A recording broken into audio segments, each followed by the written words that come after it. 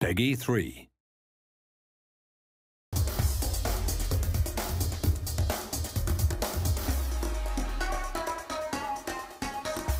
I think there was a lot of limitations in our old collision system. It was very good, but it didn't allow us to do some things that were quite difficult. So a lot of times in FIFA 11 you get a situation where maybe two players are running into one another, and because there's a lot of contacts between those two players, with the old system we had to pick one contact, which meant that we'd get a collision animation that did a great job of showing you that there was a collision, something happened, but maybe didn't take into account every little detail.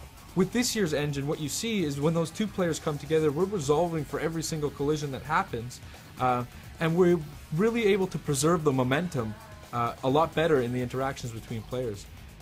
This looks fantastic when you get into the replay camera and you see all of the limbs and the parts bending and contorting as you would expect them to, like you would see on real-world TV. But it also translates into the telecam, where you really feel the difference of the game and you really feel that preservation of momentum.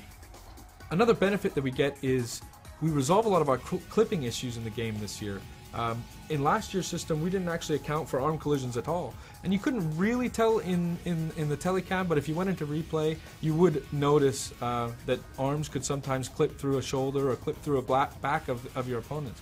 Well, this year we're resolving every single collision on every single limb of the players when they interact, and the results are quite astounding.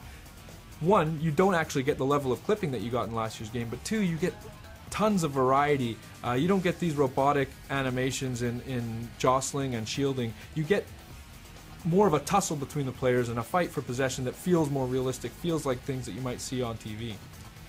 To illustrate the point about the variety we get, I want to talk about contextual dribble turns. And what this is using the left stick, you could beat a player last year by maybe taking just a 45-degree dribble turn. But sometimes when you would do that, maybe you'd knock the ball by him and that player would stick out a leg trying to tackle you or really be in the way of where you're trying to go after the ball has passed him. So when you add this year's engine on top of the contextual dribble turns, what you get is realistic behaviors, realistic things that you would see on television happening in the game. Like for instance, a player knocking the ball by a defender, he sticks out a leg to tackle and the dribbler tries to jump out of the way, but he gets caught and he goes down. But the way he's trying to jump out of the tackle and the way that his legs bend because he's been caught, it creates another level of variety that we just wouldn't have had in the game last year. Further to that, what you can see now is sometimes a dribbler will knock the ball by a defender using one of these dribble turns, jump out of the way and gets caught, but just slightly, so he takes a small knock. And what you get is a little bit more of resilience from the player to take those small knocks and able to continue on and go after the ball. Now players like Messi can skip through those challenges, take a knock, bounce off of a tackle, and still continue on to really pursue the ball and continue the flow of the game. And it makes for a much more exciting experience, especially when you're on the ball with those good dribblers.